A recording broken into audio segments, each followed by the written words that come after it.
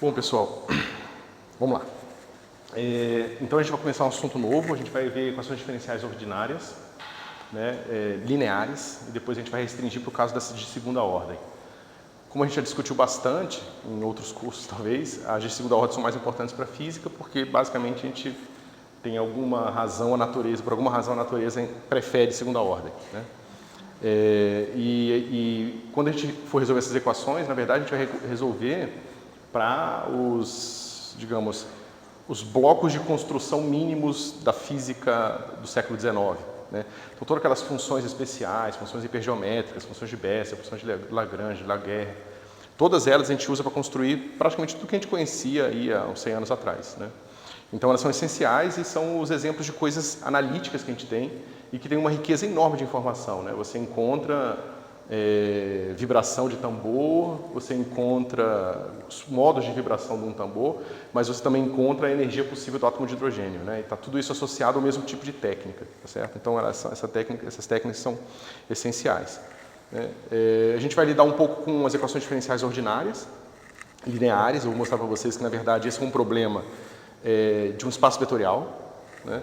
A gente vai mostrar como que esse problema de espaço vetorial pode ser formalizado depois para um problema de autovetores e autovalores de operadores, né? E depois a gente vai ver como que isso tudo se junta no método de separação de variáveis, que é basicamente você pegar uma equação diferencial parcial e separar em várias ordinárias e construir uma solução como um produto tensorial dos espaços formados por cada dimensão individual, tá certo? Então, aquelas coisas que vocês já viram antes em termos de construção de espaço vetorial, produto tensorial, covetor, todas aquelas noções vão ser essenciais agora, tá certo? Bom, vamos começar então com equações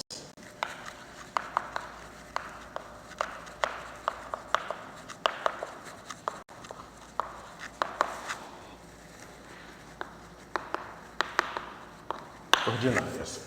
Então a gente escreve assim, eu vou primeiro talvez fixar um pouco a notação, né? A gente bota esse nzinho aqui para designar a enésima derivada, tá certo? Mais p n menos 1 de x y n menos 1. Tá? Essa é a notação padrão que a gente usa.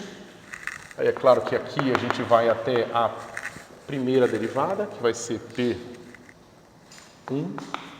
y' de x mais P0 y de x igual a 0. Tá certo? Então esse aqui é um protótipo de uma equação diferencial ordinária linear, né? Vocês podem notar a ausência de um coeficiente aqui. Tá? Então, por que a gente faz isso aqui? Na verdade, a gente pode ter um coeficiente aqui, contanto que esse coeficiente seja uma função que não passa por zero, certo? Porque no momento que ela passar por zero, a gente vai ter um problema. A gente não vai ser capaz de deduzir as outras derivadas em termos, ou melhor, a derivada de maior ordem em termos das derivadas de menor ordem. O que eu quero dizer com isso é o seguinte: pensa que essa é uma equação e você quer resolver essa equação com uma variável. Digamos que você quer saber quem é a enésima derivada, né, em termos da enésima menos 1, assim por diante, até a nenhuma derivada. Basta você isolar essa quantidade aqui, certo? Se eu tivesse uma função aqui que dependesse de x e que pudesse passar por zero, então no ponto onde ela passa por zero, eu não posso encontrar quem é essa derivada em termos das outras, tá certo? E esse é o ponto crucial de uma equação diferencial. É você conseguir isolar o termo de maior derivada em termos dos termos de menor derivada. Certo? É isso que dá todo o caráter de espaço vetorial, né? Isso que nos permite fazer uma série de construções ricas em termos de soluções dessas equações. Tá certo? Então, ao invés de eu colocar uma função Pn aqui e impor que essa função nunca passa por zero, se eu começasse com essa condição, eu poderia simplesmente dividir a equação toda por essa quantidade aqui e redefinir esses coeficientes. Inclusive, isso é uma coisa que a gente vai fazer em alguns contextos, porque é mais conveniente ter o Pn aqui explícito. Tá certo? Deixa eu tomar água.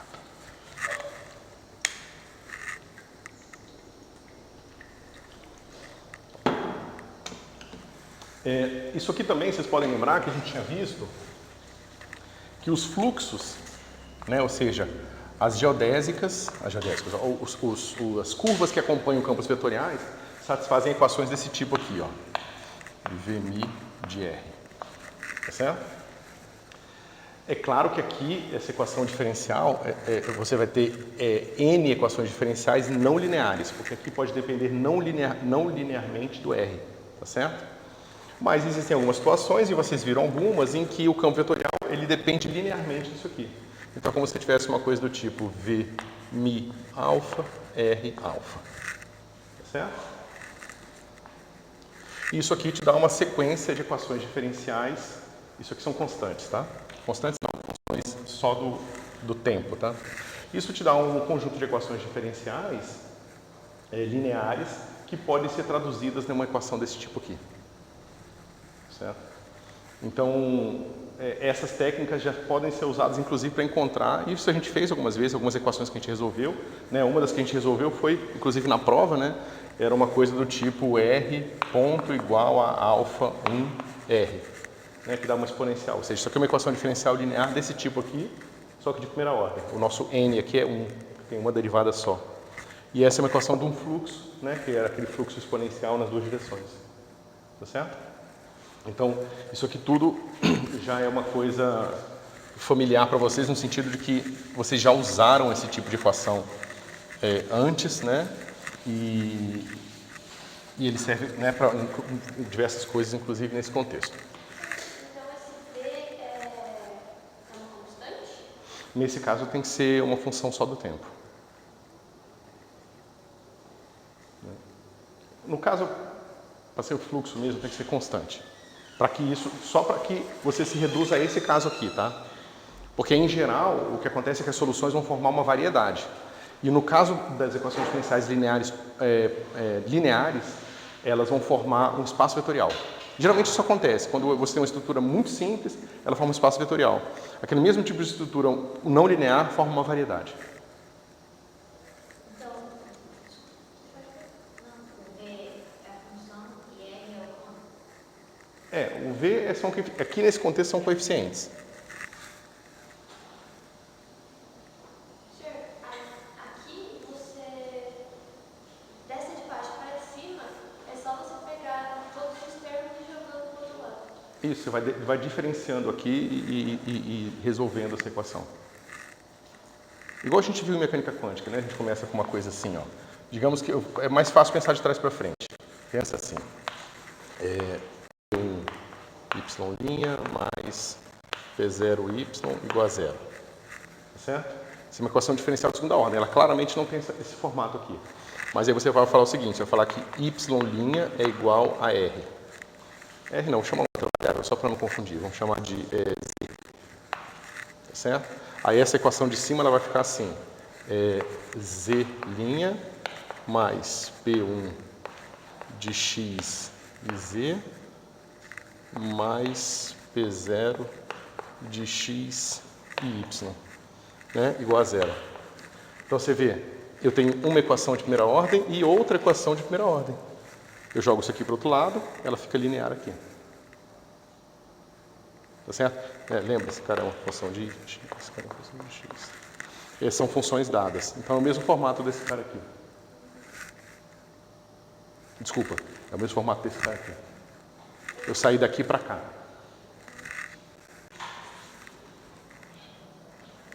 E é por isso que eu falei que aqui só pode depender do tempo, mas aqui ele não pode depender do tempo, então tem que ser constante mesmo. Porque aqui depende de x, tá vendo?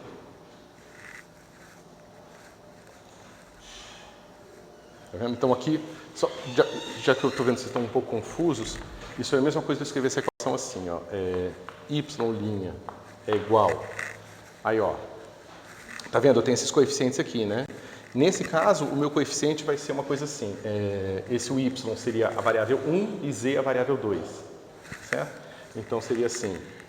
V 1, 2, z, mais esse V 1 seria igual a 0. Tá certo? Então, tá vendo? Esse é o coeficiente que multiplica z, que tem que ser igual a 1.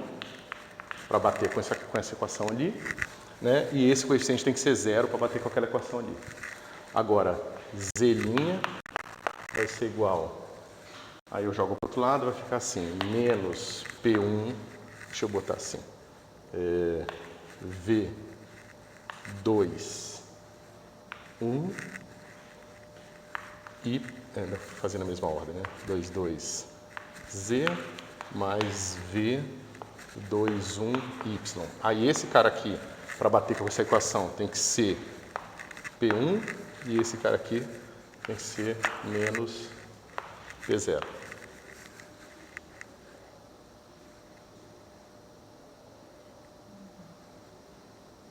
Conseguiram ver? Faz sentido, mas para mim você está impondo um monte de coisa. O que eu estou impondo? Para mim eu não estou impondo nada. Eu estou reescrevendo a mesma coisa. Então, só estou mostrando que esse formato e esse formato, num certo contexto, né, quando essa equação aqui tem uma certa característica, eles são equivalentes.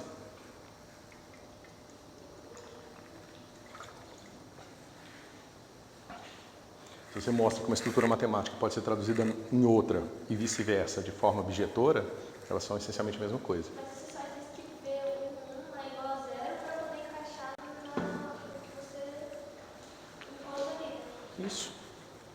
Eu estou mostrando como que eu posso usar essa estrutura para escrever uma equação desse tipo. Aí eu posso fazer certas escolhas de V justamente para reproduzir essa equação nesse formato.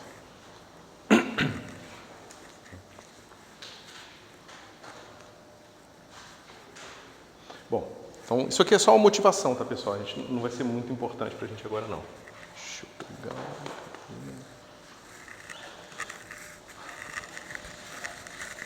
O que a gente precisa ver agora é o seguinte.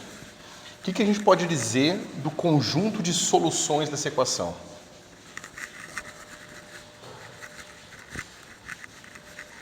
Tem uma série de teoremas mais difíceis de provar na matemática, matematicamente, que a gente não vai entrar, mas supondo que a gente tem soluções do tipo série de potência, que de certa forma está supondo também que essas funções aqui são diferenciáveis, contínuas, né, dentro de uma certa faixa de diferenciabilidade, as nossas soluções também vão ser.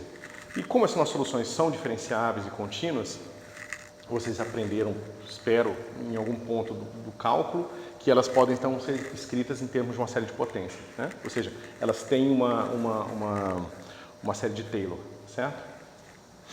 Bom, então para a gente começar a formalizar essas coisas, vamos primeiro definir um objeto que eu vou chamar de dP, tá certo? É um operador, desculpa, vou colocar o P aqui, que eu vou definir assim, dN, dxn mais p n-1 d n-1 mais até o p1 d dx mais p0. Botei parênteses aqui. Esse parênteses está errado, tá, pessoal? Está confundindo. Não tem nada a ver, não. Isso aqui é só o rótulo da função, tá? Essas funções são funções de x, só para lembrar. Então, é claro para todo mundo que isso aqui é um operador linear, né? Vocês conseguem ver que dp atuando em y1 mais y2 é igual a dp de y1 mais dp de y2, certo? Alguém tem alguma dificuldade de ver isso? Porque isso aqui é simplesmente a consequência direta da linearidade da derivada. Ou seja, uma derivada enésima ela é linear. Então, uma combinação linear de derivadas também vai ser linear. Certo? A multiplicação por uma função é linear, que é a multiplicação. Multiplicação é linear. Tá certo? Bom, e claramente, aqui vale também a mesma coisa se eu multiplicar por uma constante alfa, tá certo? Isso aqui também vai ser igual a alfa dp y1. Ok? Ok. Agora, se dp y1 for igual a zero e dp y2 também for igual a zero, naturalmente que dp de alfa y1 mais beta y2 também vai ser igual a zero. Tá certo? Então, não só isso aqui está parecendo formar um espaço vetorial, mas aqui eu estou mostrando que isso aqui tem um caráter de espaço vetorial de funções gerais. Ou seja, quaisquer funções de x aqui, né, esse vetor de funções que eu colocar aqui, satisfazem essas equações. Tá certo? Mas aqui o que eu estou mostrando é o seguinte, um subespaço, que é o subespaço que satisfaz a equação, também forma um espaço vetorial. Porque ele é fechado, tá vendo? Porque se esse cara é uma solução e esse cara é uma solução, então a combinação linear de duas soluções também vai ser uma solução. Ok? Até aqui tudo bem?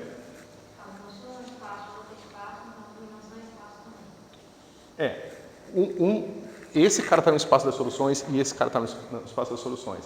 Então a combinação linear deles também está no espaço das soluções. Certo? A gente não sabe que espaço é esse das soluções ainda, né? Então, ou seja, isso aqui pode ser traduzido assim. Se, deixa eu denotar aqui. Deixa eu escrever assim. O espaço S de dp é definido como sendo o espaço do y pertencendo a CK, M, tal que dpy é igual a zero. Tá certo? Então, o espaço de todos os y que satisfazem isso aqui, né, é esse espaço S, que é o espaço das soluções desse operador diferencial aqui. Tá ok? E o que eu estou mostrando aqui é que se y1 e y2 pertencem a S, então y1 mais y2 pertence a S também. Tá certo?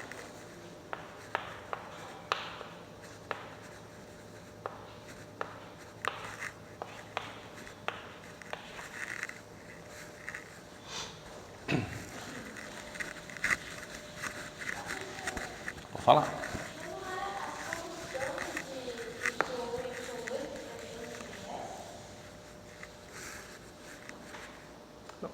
Se y1 é uma solução e y2 é uma solução também, então a soma deles também é uma solução. Vocês não viram esse tipo de coisa no curso de cálculo?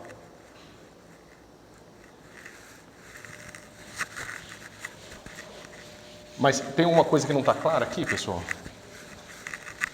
Ó, vamos fazer uma coisa bem simples, só para ver se às vezes se dá uma luz na cabeça de vocês. Eu tenho essa equação aqui, por exemplo, y duas linhas igual a menos ômega quadrado y. Tá certo? Se eu botar y1 igual a cosseno de ômega x, quanto é que é a derivada de segunda de cosseno? O w sai duas vezes, o cosseno vira seno, menos seno, depois seno vira cosseno, então vai ficar menos w quadrado y1. Então, naturalmente, esse cara aqui é uma solução. Tá certo? Né? Fica assim. Cosseno de ômega x. Só que eu identifico esse cara como y1 de novo. Tá certo? Agora, se eu pegar y2 igual a seno de wx, derivada segunda de y2, naturalmente vai ser derivada de seno cosseno, uma derivada de cosseno menos seno. Então, menos w2 seno de ômega x, só que isso aqui é o próprio y2. Tá certo? Bom, esse cara é solução, esse cara é solução. Aquilo ali que está falando é uma coisa muito simples, está dizendo que se eu pegar um y que vai ser igual a alfa cosseno de ômega x mais beta seno de ômega x, isso também é uma solução. É? Vamos ver. Derivada segunda de y vai ser o quê? Derivada da soma é a soma das derivadas, segunda também. Então é só derivar esse cara duas vezes, só que quando eu derivar esse cara duas vezes vai ficar assim, menos ômega quadrado alfa cosseno de ômega x, mais, só que aqui a derivada segunda também vai ser seno, depois menos cosseno, cosseno depois menos seno, menos ômega quadrado beta seno de ômega x. Mas, poxa, isso aqui, esse eu posso botar o menos ômega ao quadrado em evidência, e aqui dentro o que sobra para mim é o quê? Alfa cosseno de ômega x mais beta seno de ômega x. Tá certo, pessoal? Mas isso aqui é o próprio y que eu comecei. É só isso, tá? Parece banal, mas a gente consegue extrair um monte de informação desse fato. Ok?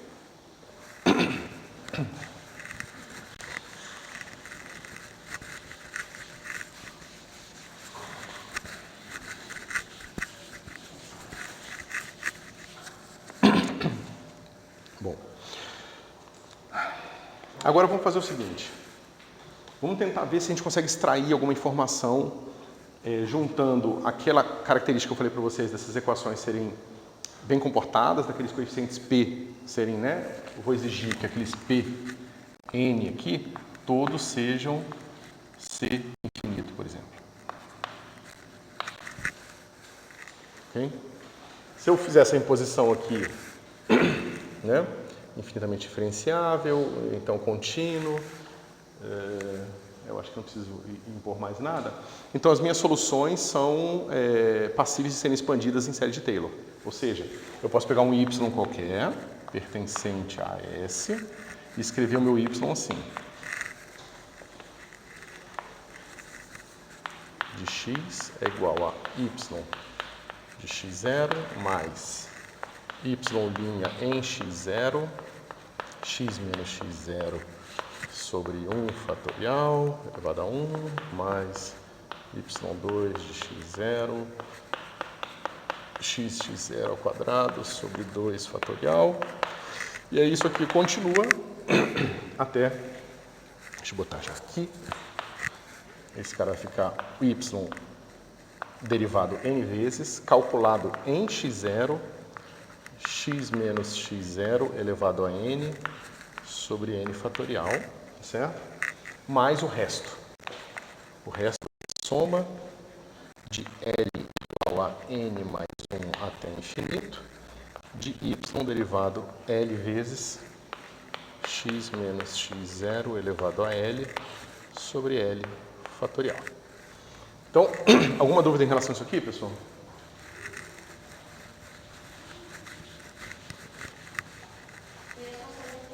É só a série de Taylor. Né? Fazendo a suposição de que essas funções são bem comportadas, elas têm essa série de Taylor, e eu só estou escrevendo ela explicitamente. Bom, olha que interessante. Eu posso fazer o seguinte aqui. Ver se vocês concordam com isso. Eu posso pegar o meu y, derivado n vezes, calculado em x0, tá certo? E isso aqui, pessoal, vai ser igual ao quê? D n de x n menos d p atuando em y. Tá certo? Deixa eu ver se está certo. Ok. Então, olha aqui, a única coisa que eu fiz foi o seguinte, esse cara aqui é a derivada enésima de y, calculado em x0. Deixa eu botar em x, é melhor. Em x, tá certo? Eu simplesmente escrevi a mesma coisa e somei zero. Tá certo? Ó, isso é igual a isso. Tá certo? E a gente está trabalhando com uma solução. Aí eu somei zero. Tá certo? Agora, por que isso aqui é útil para a gente? Eu só estou resolvendo aquela equação. Aquilo que eu estava motivando a gente lá no começo. A equação diferencial ela tem que ter o termo de maior derivada solúvel em termos dos outros, para que a gente possa usar essas técnicas que a gente vai aplicar agora. Tá certo? Então você vê que tudo que eu vou usar agora depende dessa característica. Ok? Bom, como é que fica isso aqui?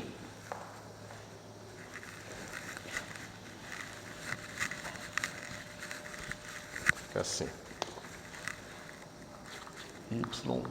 yn de x vai ser igual a menos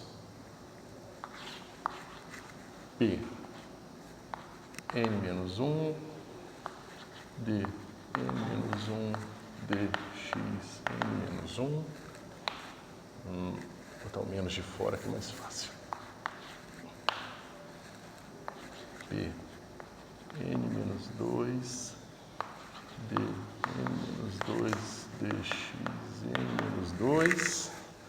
Todos os outros termos até o P0 atuando em y. É certo? Então você vê que essa derivada enésima é só dado por isso aqui. É certo? Ou seja, é aquele resultado super simples, né? A derivada eu estou simplesmente isolando os outros termos todos para definir quem é a maior derivada em termos das menores derivadas. Certo?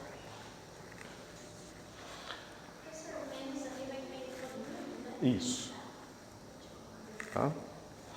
Então, por simplicidade, eu vou chamar esse cara aqui. Deixa eu ver se eu botei o sinal de menos dentro ou fora. Fora. Eu vou chamar isso aqui tudo de menos operador RPY. Certo? Então, esse cara dentro do parênteses é esse operador RP. Certo? Bom, se esse cara é RP, eu posso agora escrever y n mais 1 de x vai ser igual a cadê você? Isso. Menos d dx rp, né? Isso aqui tudo atuando em y. Ok?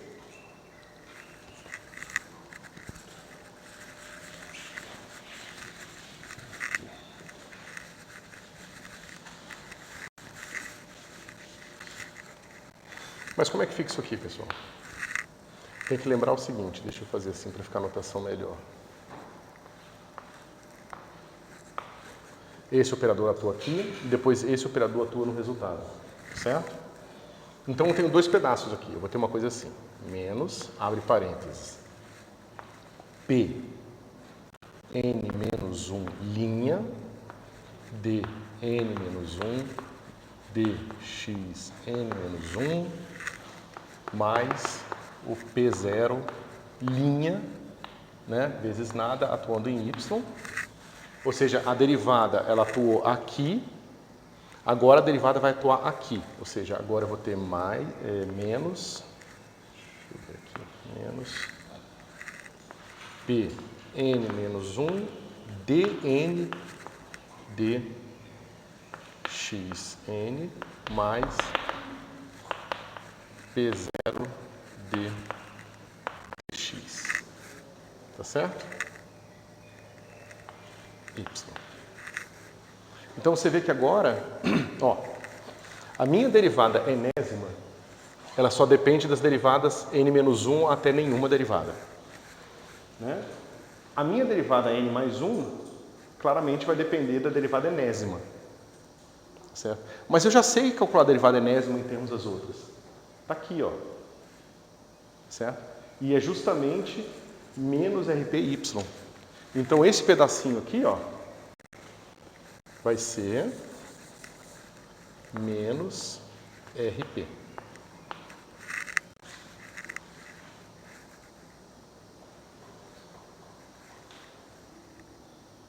Dá para acompanhar?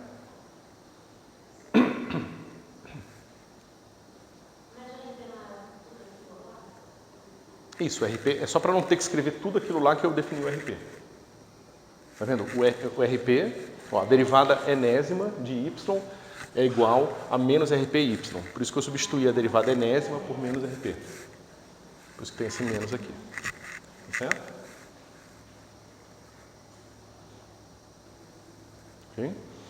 Bom, dá para ver facilmente que agora esse lado aqui, ó, só depende da n-1, n-2 até nenhuma derivada. Não depende mais da enésima derivada.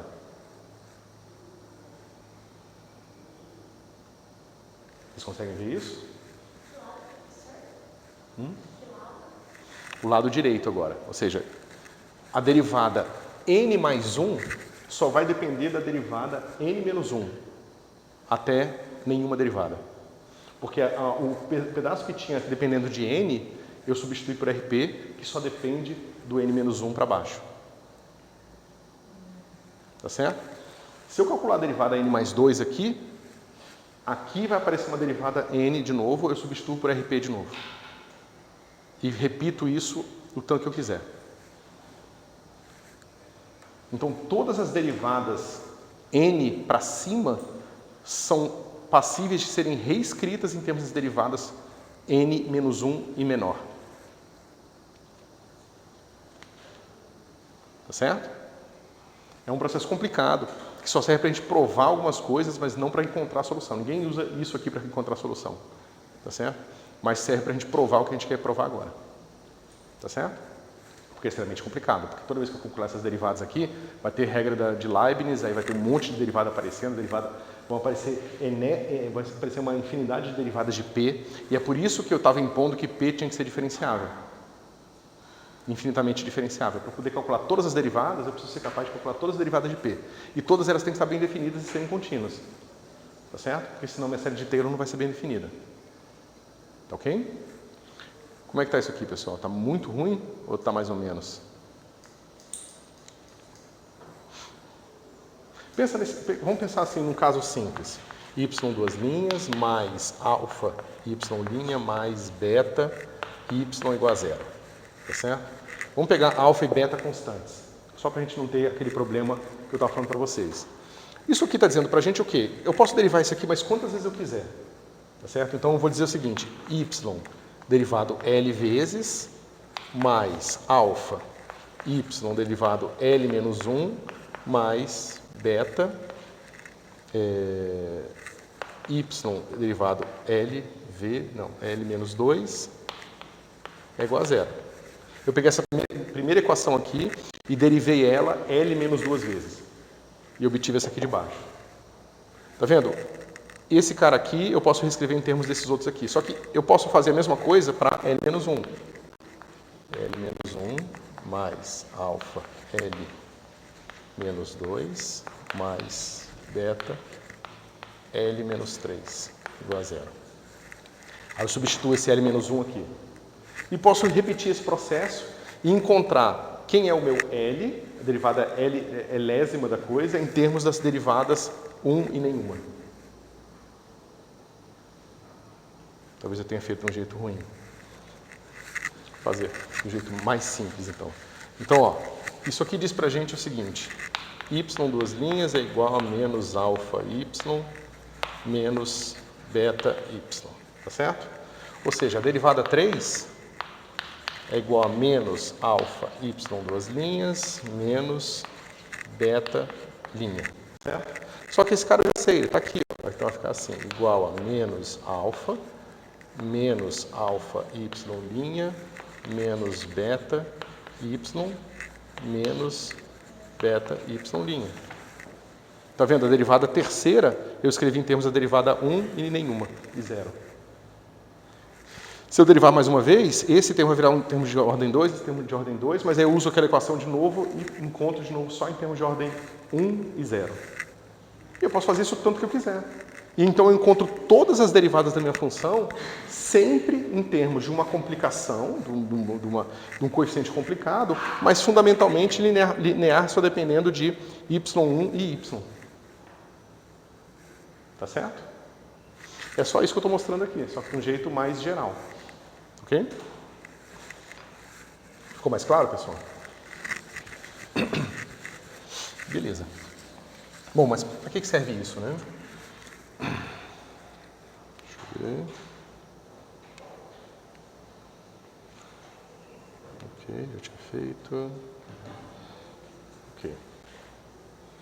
Bom, então, se eu já tinha escrito lá em cima, a gente escreve de novo. Todos os PLs de x pertencem a C infinito. Tá? A gente pode reorganizar a nossa série de Taylor, que eu tinha escrito aqui atrás, assim. Soma de L até N menos 1 SL de x Y L x 0. Tá certo? Então eu peguei o termo de ordem, né? Tá vendo? Esse cara aqui, ele contribui com esses termos aqui, ó, termo de ordem 0, termo de ordem 1, até aqui. Esse aqui vai contribuir com outro termo de ordem 0 aqui, tá certo? Que agora vai aparecer o P0', multiplicando o Y. Não só isso, esse cara também vai ter um termo de ordem 0. Então, no meu termo de ordem 0 aqui, multiplicando Y, vai ter esse cara e vai ter também o Pn-1 vezes o RP, que vai ter o P0 lá. Então, vai aparecer um monte de termo multiplicando meu Y. Eu agrupo todos esses termos e vou chamar de S0. Multiplicando uma derivada primeira, vai ter uma derivada primeira aqui, aí vai ter, né, o daqui, o daqui, o daqui e assim por diante. Eu acumulo todos eles e chamo de S1. Então, esse S é uma soma infinita dessas derivadas de P e derivadas de P, e produtos de P. Tá certo? Como eu falei para vocês, não é prático para resolver, mas é útil para encontrar essas provas, tá, que a gente está fazendo. Tá certo? Isso aqui, pessoal, tá palatável?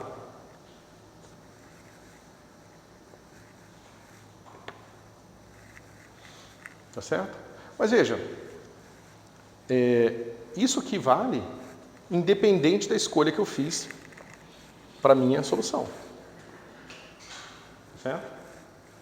Isso aqui vale para qualquer escolha desses números aqui. E por mais que esses números sejam derivadas elésimas de uma certa função calculada em x0, são só números. Tá certo? Então eu estou mostrando que uma solução pode ser escrita como uma combinação linear de números, né? Isso aqui pertence aos reais, vezes esses s's aqui. Tá certo?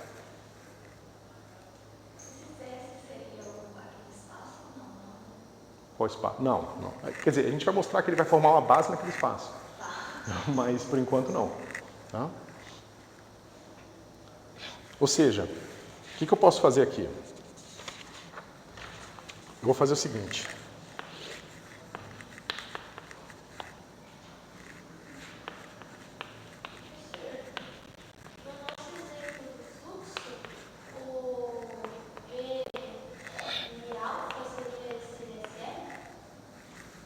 Não. Aqui já é a solução mesmo. Aqui, a gente vai ver, eu vou mostrar agora que isso é uma solução, tá?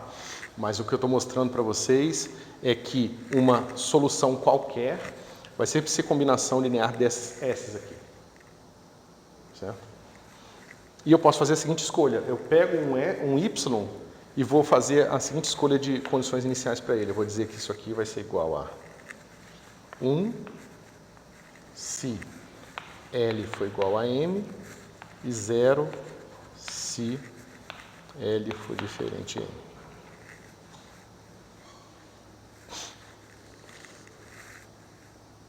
Tá certo? Ou seja, isso mostra pra gente que dada essa escolha, esse meu Y vai ser igual a SM de X. Tá certo? Mas Y é uma solução. Logo, esse cara pertence ao espaço das soluções de dp.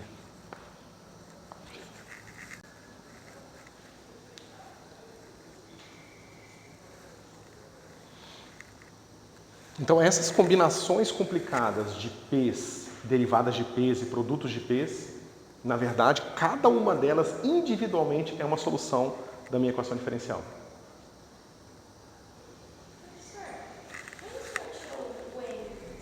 Aqui. Acabei de introduzir ele no meu problema quando eu fiz essa escolha.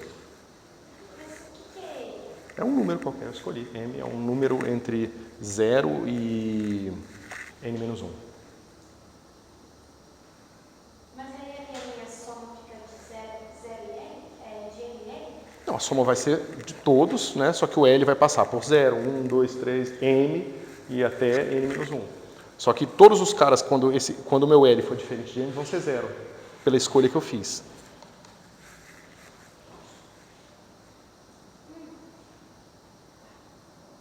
Certo?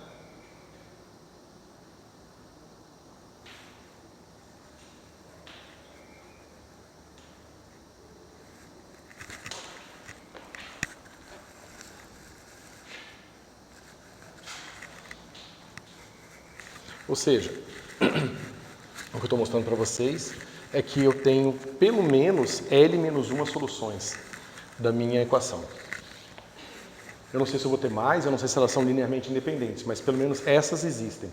Talvez elas sejam a mesma, talvez elas sejam diferentes, a gente não sabe ainda, entendeu? Ok. Ou seja, a gente sabe disso e a gente sabe, portanto, que d, p, s, m de x é igual a 0. Certo? Agora, será que elas são linearmente independentes? Será que essas soluções, de fato, estão formando uma base? Né? São linearmente independentes máximas? Né? Então, vamos checar isso aqui. Eu preciso mostrar o quê? Que essa soma, onde A e L são números quaisquer, tá? Eu quero saber se isso aqui é igual a 0, se e somente se todos os ALs forem 0. Certo? Aqui está errado.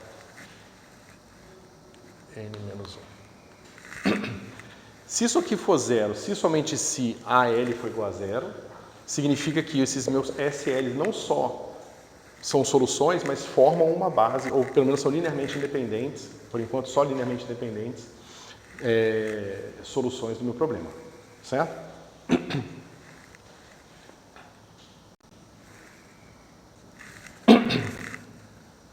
Então vamos lá. Eu não vou apagar esse cara aqui não, porque vai ser útil pra gente. Cadê? Agora a gente precisa dar uma olhada nesse S, para a gente entender um pouco do que está acontecendo, tá? Deixa eu ver como é que eu faço isso. Ó. Na minha expansão original eu tenho assim. Y é igual. Deixa eu pegar aqui.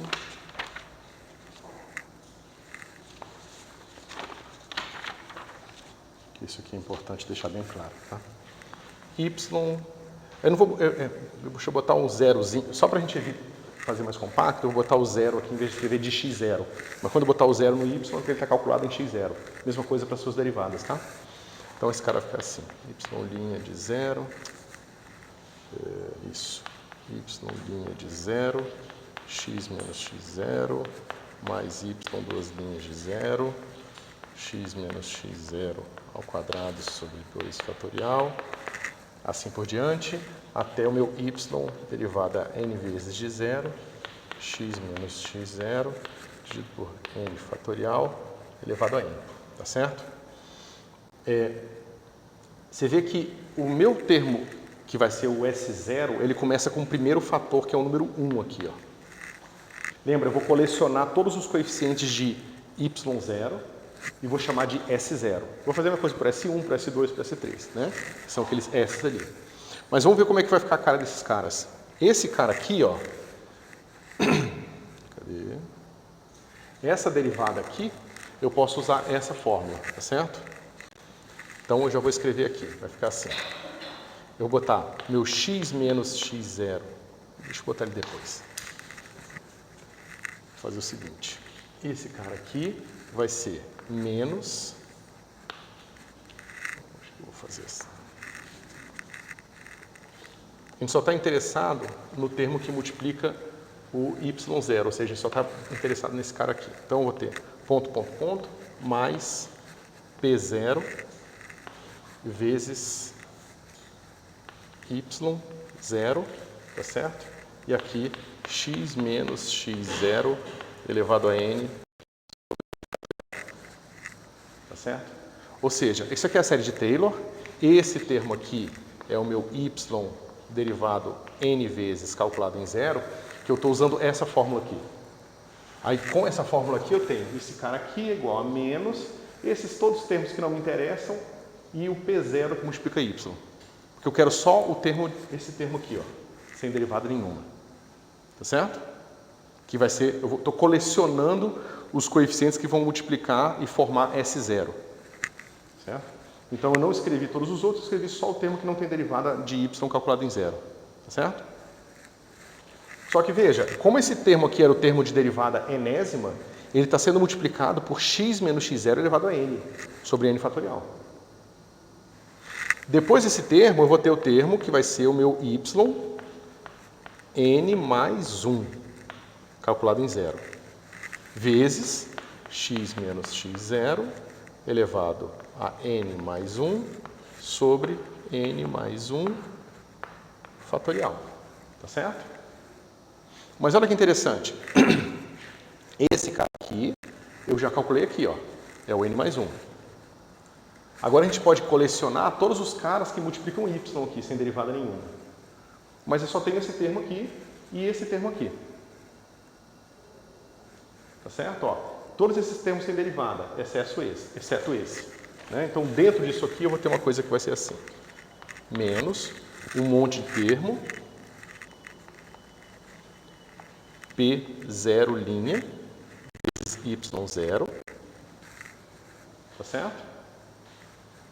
E aqui eu vou ter esse termo aqui também, que vai ser o meu menos aqui, porque tem esse menos aqui, Pn menos 1, P0, Y0 de novo, que está multiplicando isso aqui.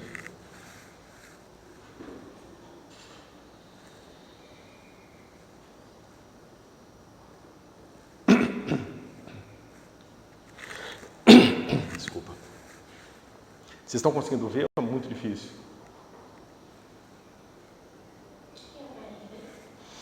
Eu só estou querendo mostrar que vai sempre aparecer termos que vão multiplicar o nosso y0. O primeiro termo é o número 1. O próximo é um P0 aqui, mas que multiplica x menos x0 elevado a n sobre n fatorial. O próximo é uma coisa complicada que envolve o P0', o Pn menos 1 P0, mas que fundamentalmente multiplica x menos x0 elevado a n mais 1 sobre n mais 1 fatorial e assim por diante. Tá certo? Então, em geral, o que a gente tem é o seguinte, e é isso que eu preciso que vocês... pode falar. Por que é menos Pn menos 1 P0? É porque vem desse termo aqui, ó. O RP vai selecionar só o P0 ali em cima. É porque eu estou querendo só o cara que não deriva y. Entendeu? Aí por isso que eu estou pegando daqui os que não derivam y, é esse cara, que a derivada estou nele, e nesse cara do n, que eu substituí por RP, que vai ter dentro do RP um termo que não deriva y, que vai ser o P0. Por isso que vai ser o n menos 1 vezes o P0 aqui. Tá certo? Bom, o que isso está dizendo para a gente? Se eu colecionar os termos que multiplicam o meu y0, eu vou encontrar o primeiro termo aqui, é 1. O próximo termo quem vai ser? Menos P0, calculado em x0, que multiplica x menos x0 elevado a n sobre n fatorial. Tá certo? O próximo termo que eu vou ter vai ser esse aqui. Então vai ser assim, menos P0' de x0. Deixa eu ver, esse cara aqui, mais, isso, menos Pn menos 1, P0, e esse cara aqui, x menos x0, elevado a n mais 1, sobre n mais 1 fatorial. Tá certo? e assim por diante. Mas o mais importante para a gente ver aqui é o seguinte. O meu S0, ele é um polinômio em x menos x0. Na verdade, é uma série de potência infinita, né? Mas as potências que eu vou encontrar no meu S0 vão ser assim. Potência 0, potência n, potência n mais 1 e assim por diante. Se eu tivesse feito para o meu S1, eu ia encontrar potência 1, potência n mais 1, potência n mais 2 e assim por diante. Certo? Desculpa. Se eu tivesse feito para o S1, eu teria encontrado potência 1, potência n mais 1 e assim por diante. Se eu tivesse feito para o S2, eu ia encontrar potência 2, potência n mais 1 e assim por diante. Certo? Ou seja, os meus S's eles sempre vão depender de uma primeira potência, tá certo? E depois a potência n e as maiores.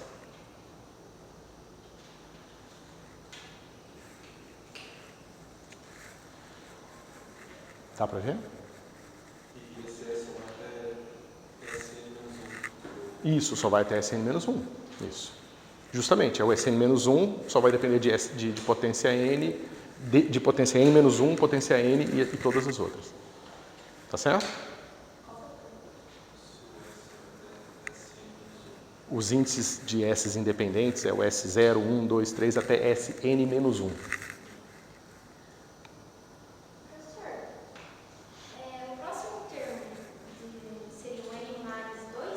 Isso. Eu não consigo ver como ele ficaria essa parte de dentro do parênteses.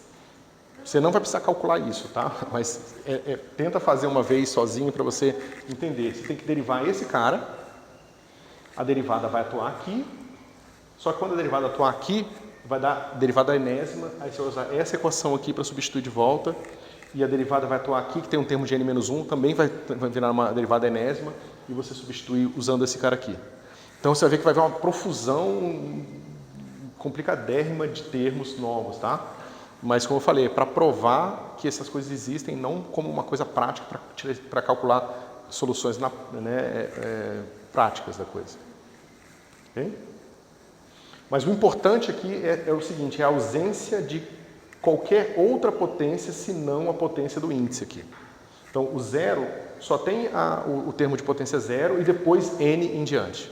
O 1 só vai ter potência 1 e depois n em diante. E assim por diante.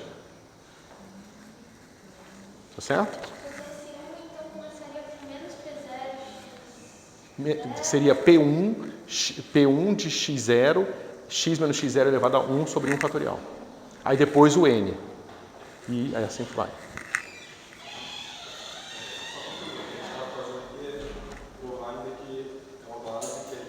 Realmente independente. Mas eu preciso disso aqui, porque é o seguinte.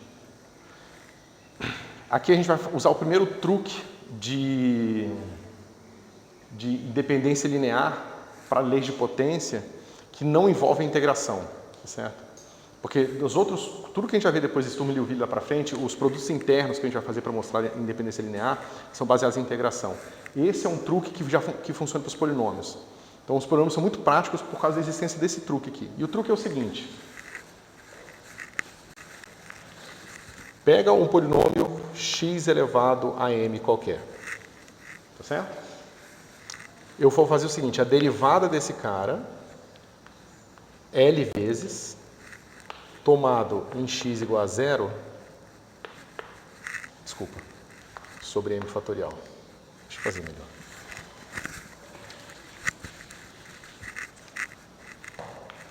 D L dxL, atuando em x elevado a m sobre m fatorial, calculado em x igual a zero. Quanto que é isso aqui, pessoal?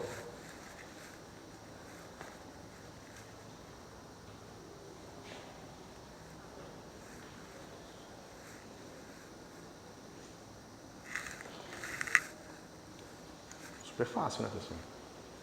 Deriva polinômio L vezes. Quando L for maior que M, L é maior que M, o que acontece com esse polinômio aqui?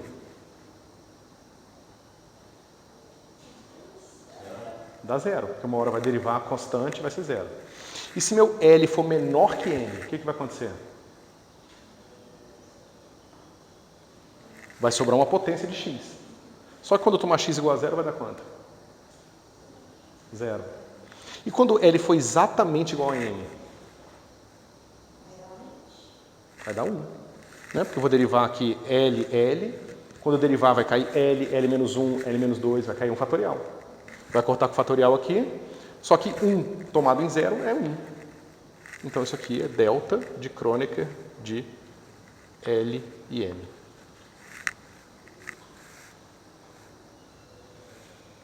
Tá certo? Oi?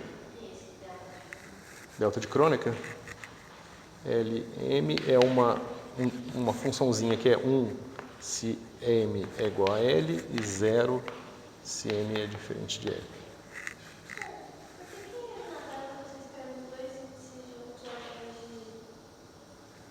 É porque nesse caso os dois estão em cima. Né? Mas é porque é só mania minha, eu poderia ter escrito de outra forma. Nesse contexto não tem caráter de tensor nem nada, então não precisaria ser assim. Mas como os dois estão em cima, eu prefiro deixar os dois em cima. Tá? Oi? Não, porque quando você derivar x elevado a L, L vezes, vai cair L, L menos 1, L menos 2, L menos 3. E o fatorial fica paradinho lá, L fatorial. Vai dar L fatorial dividido por L fatorial, que é 1. Né? Aqui, ó. Deixa eu apagar. Agora a gente não precisa mais desse aqui. Você já viu? Né? Bom, então o que acontece? Olha para o meu S aqui, ó. Se eu tomar o meu S0 em x0, o que acontece com esses termos todos aqui? Vão ser zero. Porque esse cara vai para zero, todo mundo vai para zero, exceto esse 1 aqui. Se eu calcular qualquer derivada do S0, qualquer derivada não. Se eu calcular qualquer derivada até a derivada n menos 1 e tomar em x igual a zero, esses termos também vão para zero. Porque esse termo aqui é de pelo menos ordem n. Então, se eu derivar isso tudo aqui até n menos 1 vezes, vai sobrar pelo menos uma potência de x menos x0. Tá certo? O que? Isso está dizendo para a gente o quê? Que S0 de x0 é igual a 1, tá certo? E SL de x0 para todo L menor que N, né, é igual a 0 para todo L menor que N.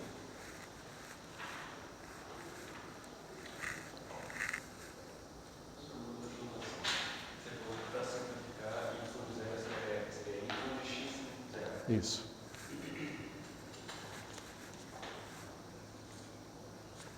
Tá compreensível isso aqui?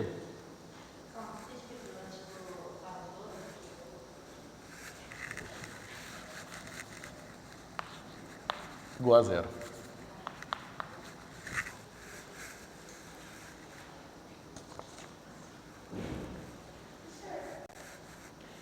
Por que dá zero e não 1? Ah, porque Que é 1.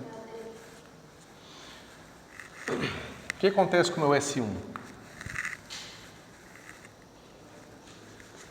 S1, linha de x0, também vai ser igual a 1.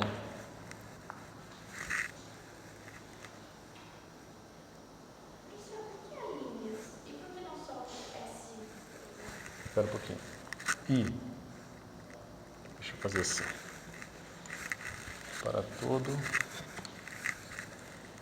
L diferente de 0 e L menor que N. Esse cara aqui vai ser o 1, a derivada elésima de x0 vai ser 0 para todo L diferente de 1 e L menor que N. Lembra, o S1, ele não vai ter o 1 aqui, ele vai ter o x menos x0 elevado a 1 sobre 1 fatorial. Que é aquele caso ali, vai dar um delta de Kronecker, tá vendo? E depois ele começa em N. Só que esses termos de N todos vão para zero quando derivar é igual a zero. Tá certo? Você tinha feito uma pergunta? Alguém tinha feito uma pergunta? Não, né? Ah. Ele tem a linha e não só S. Porque, justamente, é isso que eu estou falando agora.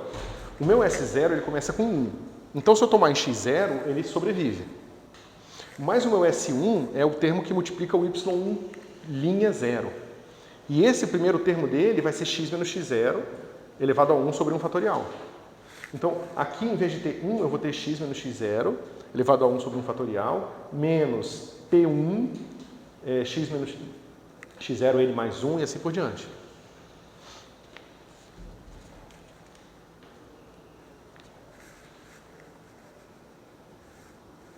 E se só vai ter termo de x menos x0 quando a gente tomar x0, por que não vai ser zero? Porque quando eu derivar uma vez, é aquele mesmo motivo que deu o delta de Kronecker ali. Quando eu derivar somente uma vez, o termo que era x menos x0 elevado a 1 vira 1. Né? E por causa disso ele sobrevive quando eu tomar em x igual a 0. Todos os outros morrem. Tá certo? E assim por diante. Ou seja, o SL derivado m vezes em x0 é igual a delta de L e N.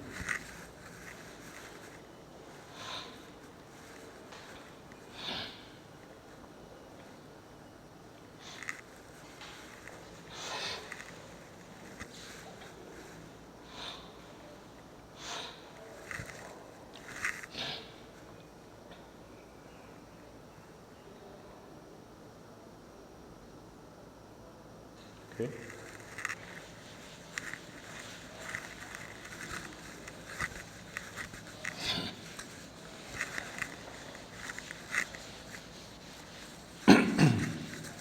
Então a gente finalmente usa esse resultado para voltar para cá. Certo? O que eu vou fazer? Vou fazer o seguinte. Eu vou pegar e vou calcular a derivada emésima daquela expressão aqui. Ó. Essa expressão ela tem que ser zero para todo valor de x. Então, se eu calcular a derivada emésima desse negócio aqui, A, L, S, M, S, L de x, e depois tomar em x igual a x0, a derivada passa pelos números, isso aqui é igual a zero, né?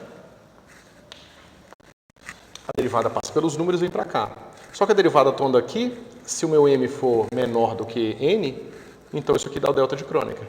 Então isso aqui vai ficar assim, soma de L de 0 até n menos 1, de AL, delta de LN igual a zero. Mas isso é a mesma coisa de dizer que AM é igual a zero. Né? Então eu usei essa característica especial dos S's para provar que se essa combinação linear for igual a zero, então necessariamente todos os ALs vão ser zero.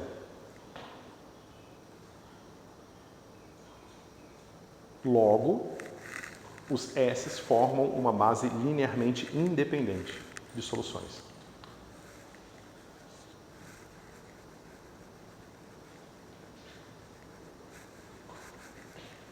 Você tinha visto alguma coisa parecida com isso? Independência linear das soluções, Wronskiana, essas coisas? Só em quântica. Em cálculo vocês não veem isso? Vocês não têm um curso de equações diferenciais ordinárias? Ah, deveria. Ah, em Fismat 1, né? Tem que ver.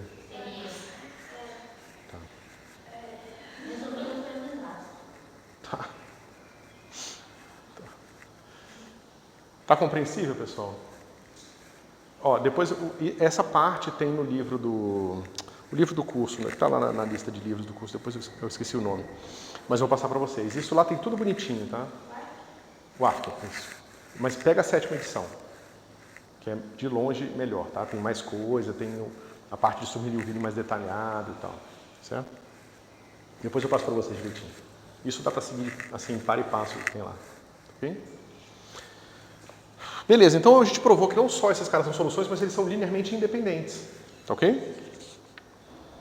Então, nós temos essas N soluções linearmente dependentes. Agora, a gente precisa saber se isso aqui é de forma uma base, ou seja, se não existe mais uma solução que a gente está perdendo aqui. Certo?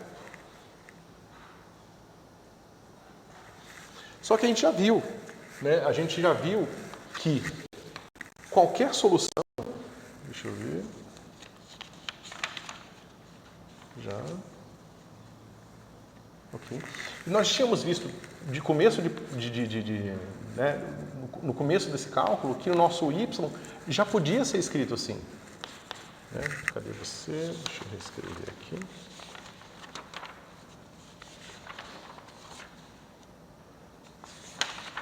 Como é que eu escrevi isso?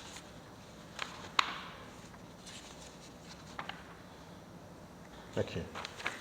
A gente já tinha visto isso aqui, né?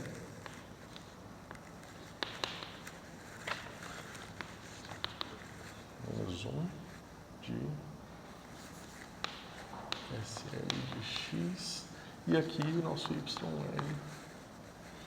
calculado em x0. A gente já tinha visto isso.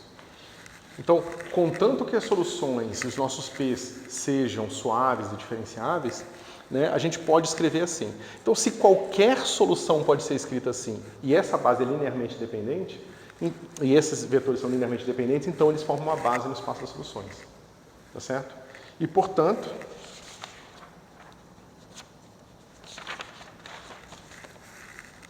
a dimensão do nosso SDP é igual a N. Certo? Então, uma equação diferencial linear ordinária de ordem N tem um conjunto de soluções que formam uma base num espaço vetorial de dimensão N. Então, as diferenciais de segunda ordem formam um espaço vetorial bidimensional. Certo? De terceira ordem, um espaço tridimensional. Quarta ordem, quadridimensional. E assim por diante. Certo?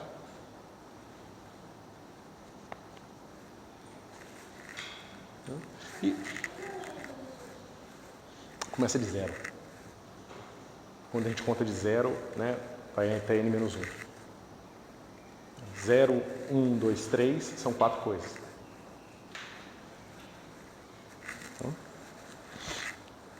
E claramente a gente tem um mapa natural entre esses números e uma solução. Qualquer escolha de n números me dá uma solução. E qualquer solução equivale a uma escolha de n números. Certo? Então, a gente tem um isomorfismo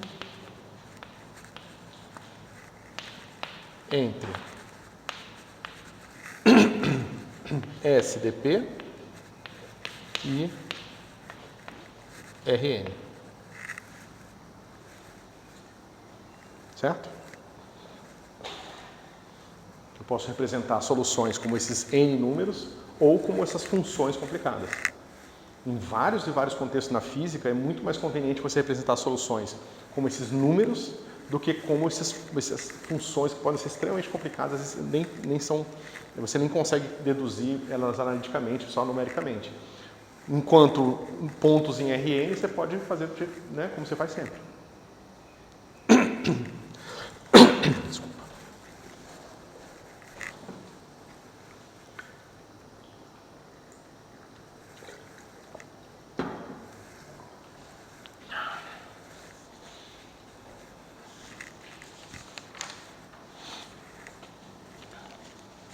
Bom,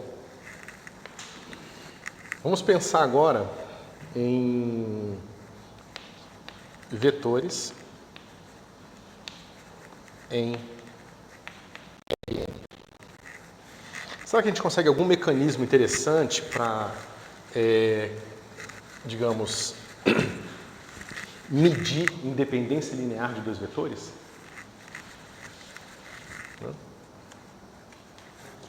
Bom, a gente definiu lá atrás o produto tensorial, né?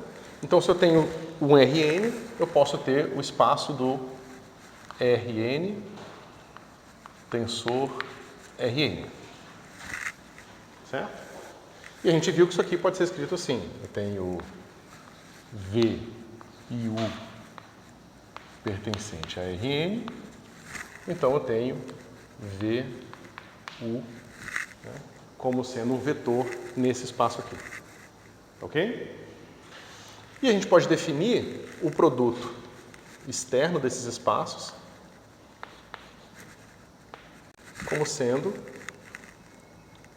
V e U igual a V U menos U.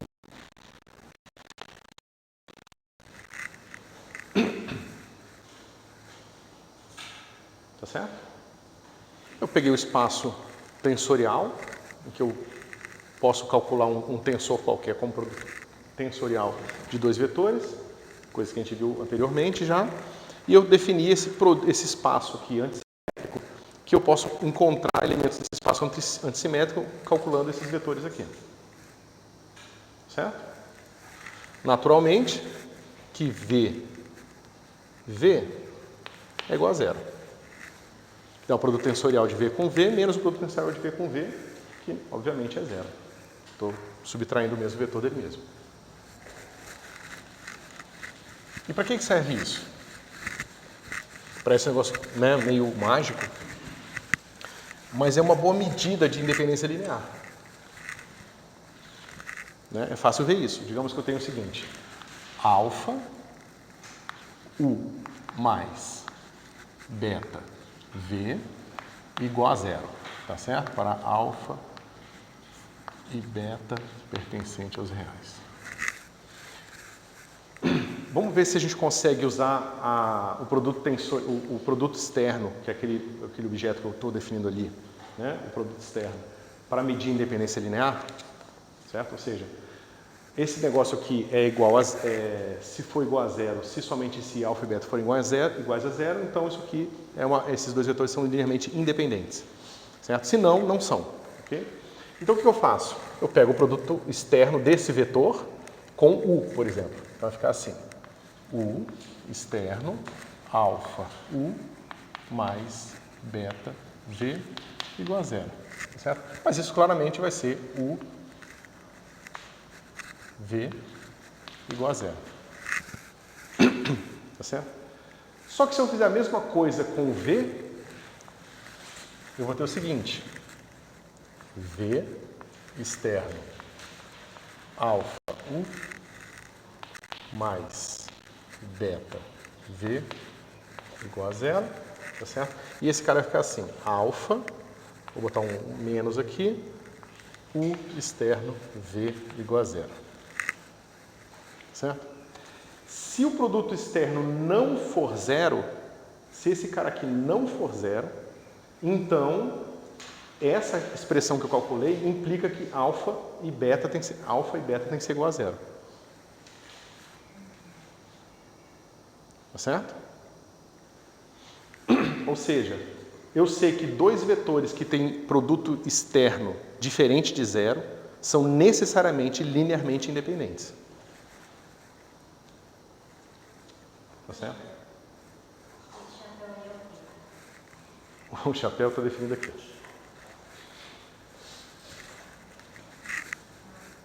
É simplesmente o produto tensorial desse com esse menos a versão, a troca, né?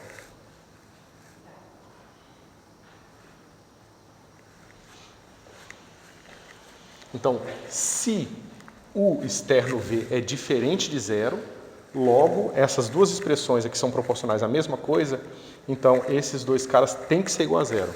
Só que se eles têm que ser igual a zero, significa que essa combinação linear é de objetos linearmente independentes. Que eles são linearmente independentes se somente se essa expressão for zero, se somente se alfa e beta também forem zero. Tá certo?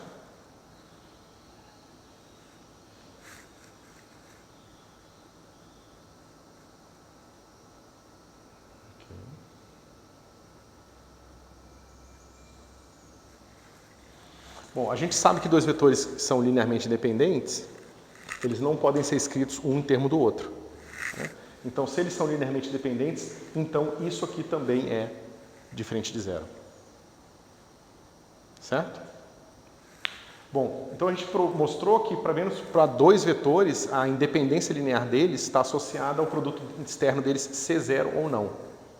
Então o que a gente está mostrando aqui é que a gente pode trocar essa estrutura mais complicada de teste de independência linear por essa aqui. Basta eu pegar o produto externo dos dois vetores. Vocês podem pensar no que vocês já sabiam lá de produto vetorial. O produto vetorial é zero somente se os dois vetores forem colineares. Tá certo? Se eles não forem colineares, eles são linearmente independentes. Tá certo? Dois vetores. Beleza.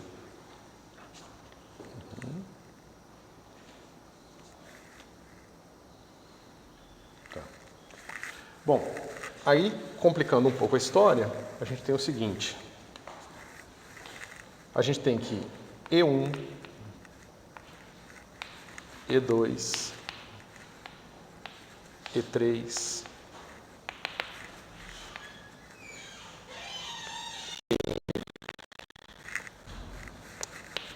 é diferente de zero. Então, a gente conclui disso.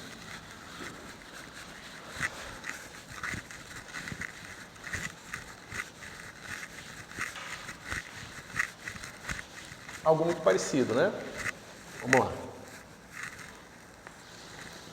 Digamos que eu tenho agora assim, alfa 1, E1, mais alfa 2, E2, alfa N, EN. Não confundam, aqui eu estou começando a contar de 1, por isso que eu estou indo até N, tá? Em vez de N menos 1, mas continua sendo a mesma dimensionalidade. Esse cara aqui é igual a zero, certo? Mas se esse cara é diferente de zero, o que acontece? Eu posso pegar essa expressão aqui e calcular o produto externo dela com E2, E3, E4 até EN.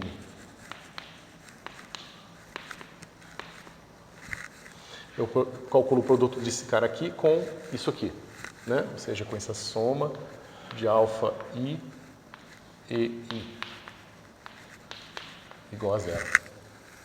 Só que veja, eu de propósito só tirei o E1 dessa brincadeira aqui. Só que esse negócio aqui é totalmente antissimétrico. Tá certo? Esse produto externo aqui, ele vai sempre pegando as versões antissimétricas de todas aquelas composições de vetores. Ok? Totalmente antissimétrico significa que E2, E3, se eu trocar esse por esse, eu ganho menos 1. É só para você ver como estava definido aqui. Tá certo?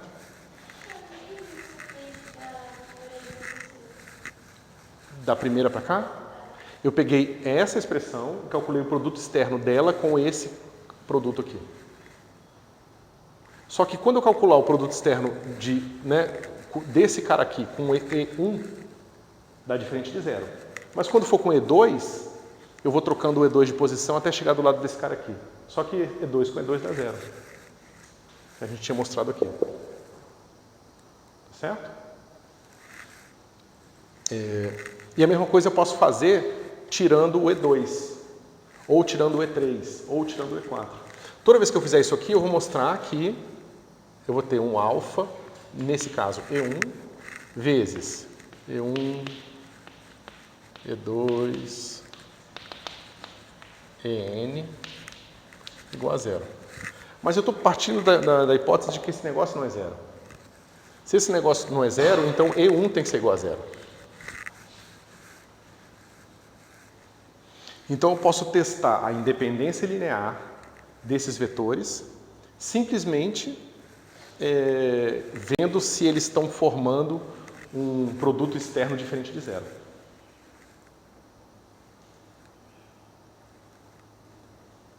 Ok?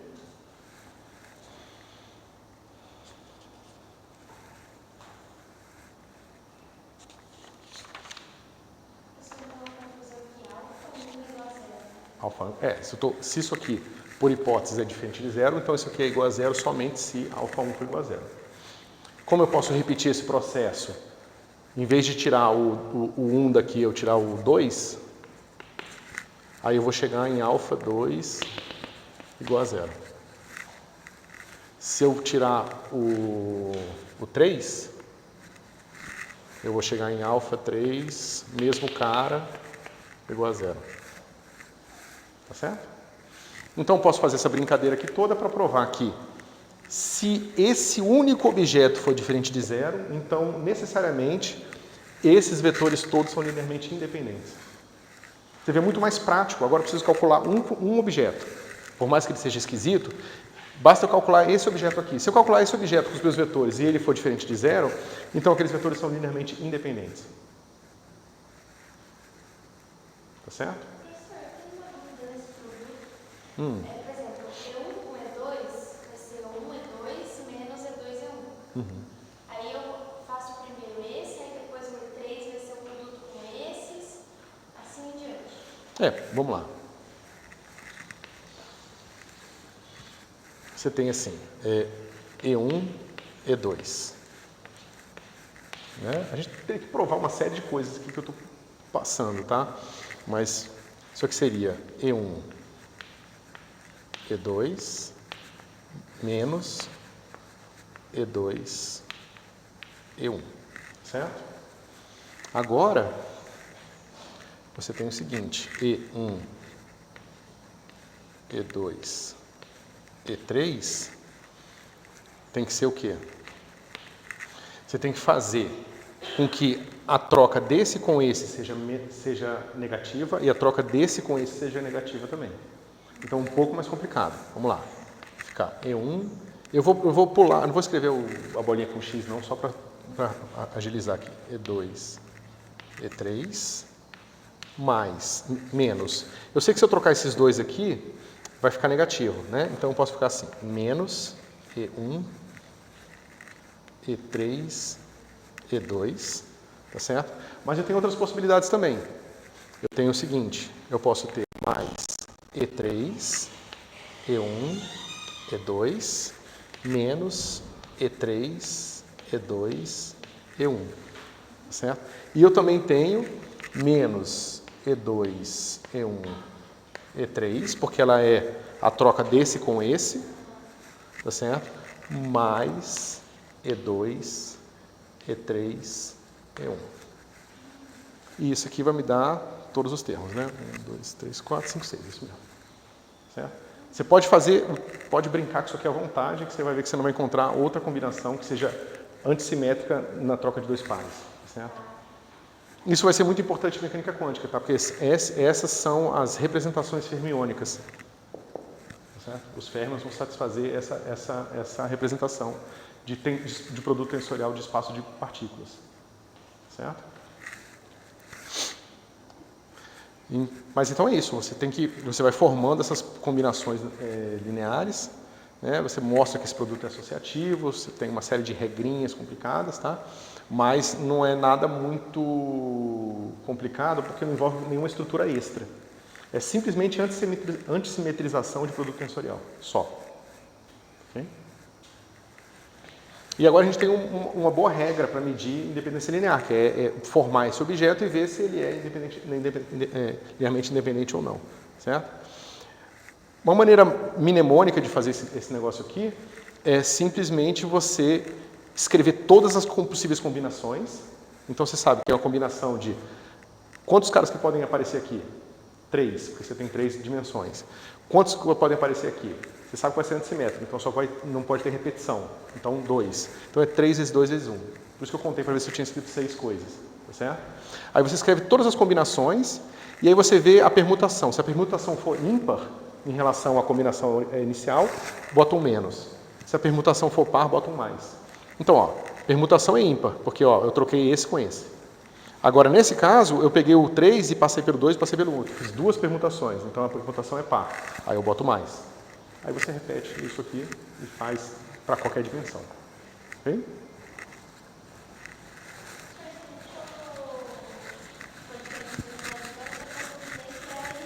Isso. É muito mais prático. Basta calcular o produto externo dos seus vetores e ver se é diferente de zero. Se for, é LI.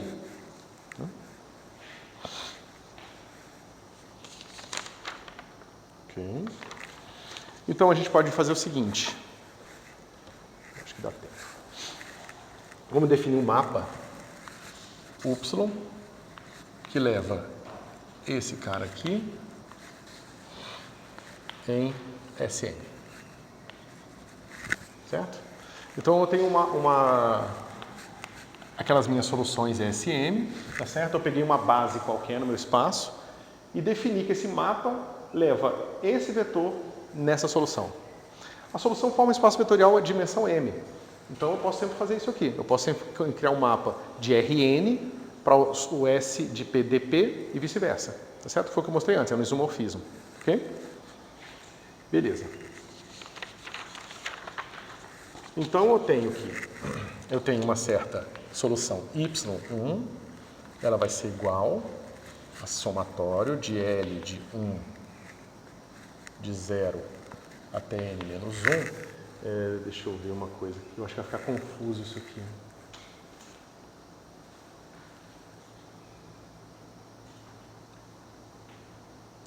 Vai ficar confuso. Vou fazer o seguinte. Só para não confundir as duas coisas, eu vou fazer essa soma aqui assim. De 1 até n, aí vai ser o meu AL, como eu tinha feito antes, e aqui eu vou botar assim, SL menos 1 de x. Tá certo? É só para, um estava correndo de 0 a n menos 1, outro estava correndo de 1 até n. Então eu acertei os coeficientes aqui para esse correr de 1 até n também, para a gente não confundir, né, quando a gente for comparar com esses outros caras aqui através desse mapa aqui, tá? Então, vou botar aqui um n menos 1. Depois eu até tenho que corrigir isso aqui. Bom, significa então que eu posso pegar aquele meu mapa, y, inverso, da minha solução, e obter o quê? Meu A11, A12 e assim por diante. Até o meu A1N.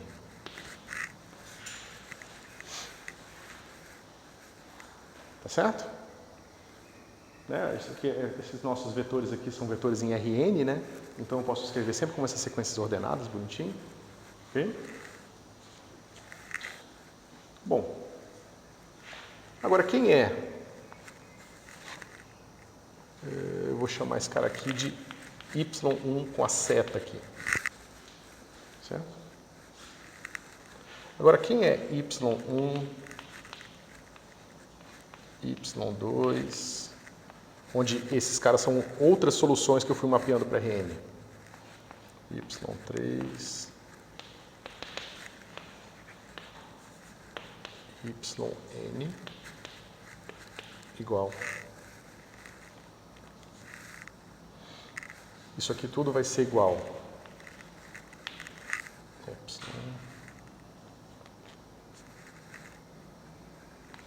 I1, I2, 3 e N. É que esse epsilon é o símbolo de Levi-Civita, vocês já viram, totalmente antissimétrico. Tem a mesma característica que a gente estava vendo aqui, mesmas regras, tá? E aqui vai ficar assim. A1,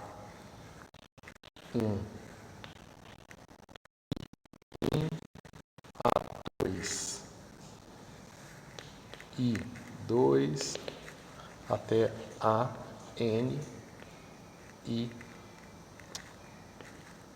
N. Tá certo? Isso é igual a isso aqui. Mas o que é isso, pessoal?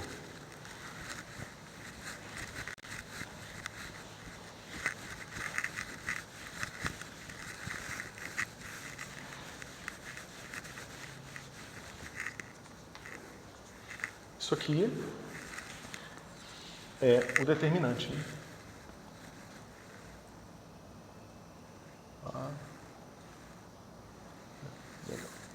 É o determinante A1, A2,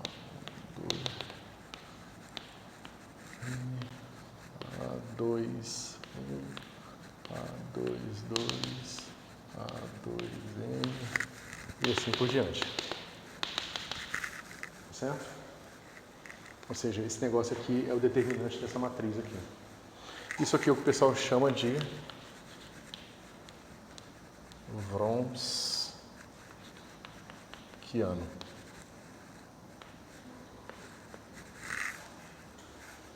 Certo? Então a gente empresta esse conceito aqui geométrico de volumes e áreas para justamente caracterizar se um conjunto de soluções é linearmente independente ou não. Certo?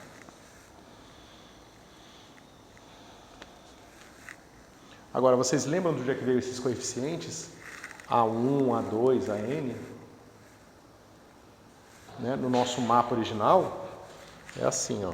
A, I, J era igual a solução iésima derivada J vezes calculada em x0.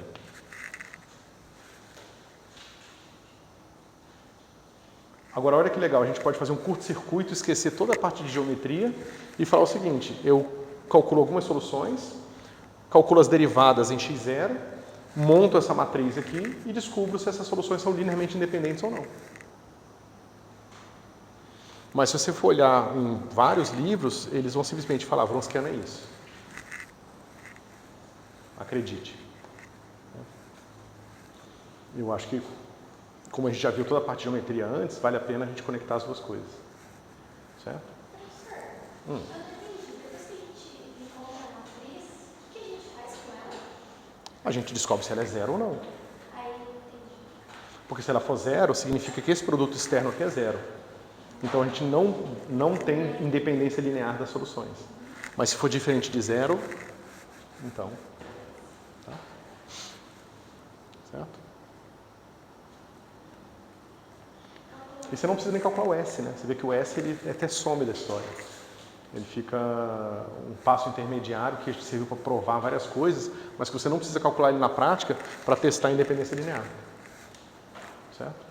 Por exemplo, vamos lá. A gente tinha calculado esse cara aqui. Y, duas linhas, igual a menos... Deixa eu pegar outro giz.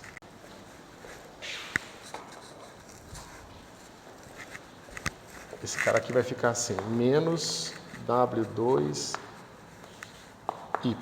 certo? E a gente tinha encontrado a solução igual a cosseno de ômega x e uma solução 2 igual a seno de ômega x. Certo? Bom, vamos montar aqui a nossa solução. A gente pega uma solução, calcula uma derivada dela. Então, tem o cosseno. Vamos pegar em x0 igual a 0. Tá certo? Então, cosseno de 0 vai dar 1. Aí a derivada da primeira solução vai dar seno, menos seno, né? Quando eu calcular menos seno em 0, vai dar 0. Certo? A segunda solução é seno. Quando eu calcular em 0, dá 0. Quando eu calcular a derivada primeira dela, vai dar cosseno. Quando eu calcular em 0, dá 1. O determinante desse negócio é igual a 1. Essas soluções são linearmente independentes. Aí você poderia falar, bom, mas é porque você escolheu x0 igual a 0. Se eu tivesse escolhido outro x0, não teria dado certo. Vamos escolher o x0 de forma que esse produto aqui vai ser, sei lá, π sobre 4, né, que dá raiz de 2 sobre 2, os dois. Não é isso? Isso, raiz de 2 sobre os dois. Certo? Então, vamos escolher aqui π sobre 4. Então, o que vai acontecer aqui? Quando eu calcular esse cara nesse ponto, vai dar